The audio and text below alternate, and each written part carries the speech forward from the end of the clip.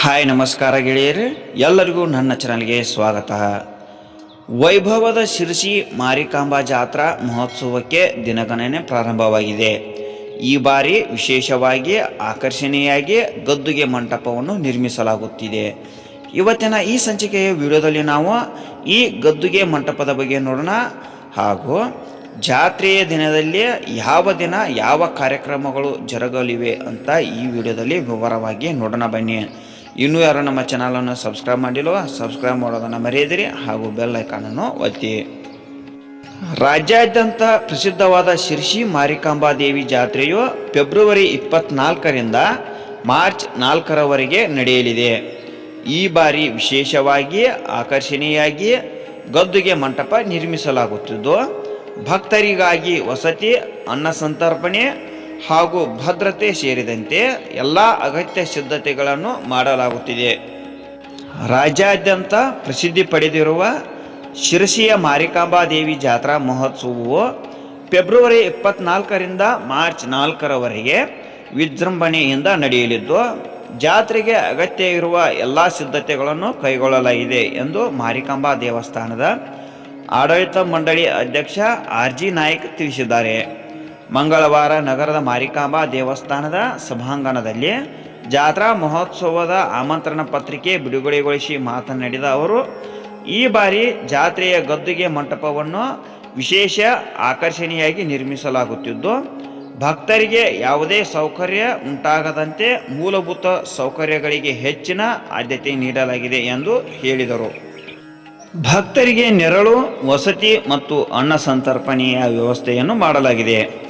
ಜಾತ್ರೆಯ ಪ್ರಯುಕ್ತ ಗದ್ದುಗೆಯಲ್ಲಿ ಮಂಟಪ ನಿರ್ಮಾಣ ಕಾರ್ಯ ಆರಂಭಗೊಂಡಿದ್ದು, ದೇವಿಯ ದರ್ಶನಕ್ಕಾಗಿ ಸರತಿಯಲ್ಲಿ ನಿಲ್ಲುವ ಭಕ್ತರಿಗೆ ನೆರಳಿನ ವ್ಯವಸ್ಥೆ ಕಲ್ಪಿಸಲು ಪೆಂಡಾಲ್ ಅಳವಡಿಸಲಾಗುತ್ತದೆ.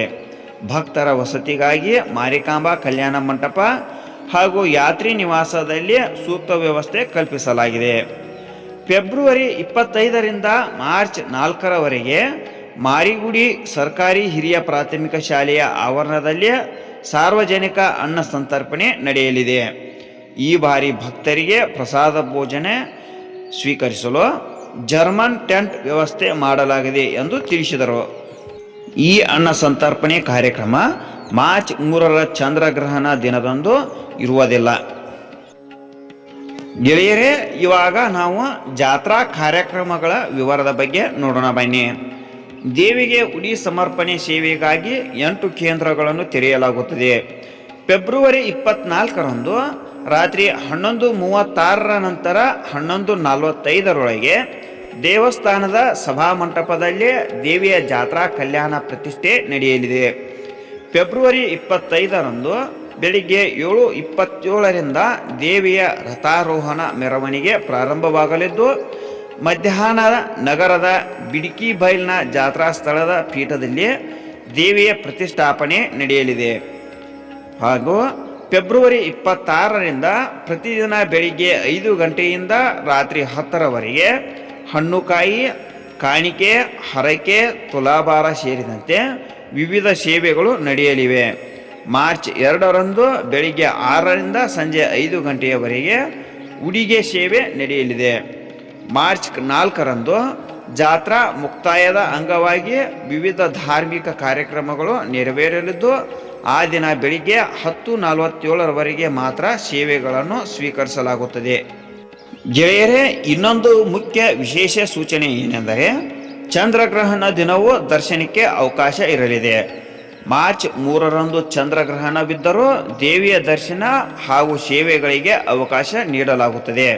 ಆದರೆ ಮಧ್ಯಾಹ್ನ 3ರಿಂದ ಸಂಜೆ 7ರವರೆಗೆ ಅನ್ನಪ್ರಸಾದ ಹಾಗೂ ಹಣ್ಣುಕಾಯಿ ಸೇವೆ ಇರುವುದಿಲ್ಲ. ಭಕ್ತರಿಗೆ ವಿತರಿಸಲು ಸುಮಾರು 4 ಲಕ್ಷ ಲಡ್ಡುಗಳನ್ನು ತಯಾರಿಸಲಾಗುತ್ತಿದ್ದು, ಈ ಬಾರಿ ಪ್ರತಿ ಲಡ್ಡಿಗೆ 30 ಹಾಗೂ ಉಡಿಗೆ ಸೇವೆಗೆ 50 ರೂಪಾಯಿ ನಿಗದಿಪಡಿಸಲಾಗಿದೆ ಎಂದು ಆರ್.ಜಿ. ನಾಯ್ಕ್ ಮಾಹಿತಿ ನೀಡಿದ್ದಾರೆ. ಗೆಳೆಯರೇ, ಇನ್ನು ಮುಂದಿನ ಸಂಚಿಕೆಯ ವಿಡಿಯೋಗಳಲ್ಲಿ ನಾವು ಶಿರಸಿಯ ಮಾರಿಕಾಂಬಾ ದೇವಿಯ ಕುತೂಹಲಕಾರಿ ವಿಷಯಗಳ ಬಗ್ಗೆ ನೋಡೋಣ. ಈ ವಿಡಿಯೋ ನಿಮಗೆ ಏನಾದರೂ ಇಷ್ಟವಾಗಿದ್ದರೆ ಲೈಕ್ ಮಾಡಿ ಹಾಗೂ ಇತರರಿಗೂ ಶೇರ್ ಮಾಡಿ. ಇನ್ನೂ ಇಂತಹ ಉಪಯುಕ್ತ ವಿಡಿಯೋಗಳಿಗಾಗಿ ನಮ್ಮ ಚಾನಲನ್ನು ಸಬ್ಸ್ಕ್ರೈಬ್ ಮಾಡಿ ಹಾಗೂ ಬೆಲ್ ಐಕಾನನ್ನು ಒತ್ತಿ. ಎಲ್ಲರಿಗೂ ಧನ್ಯವಾದಗಳು.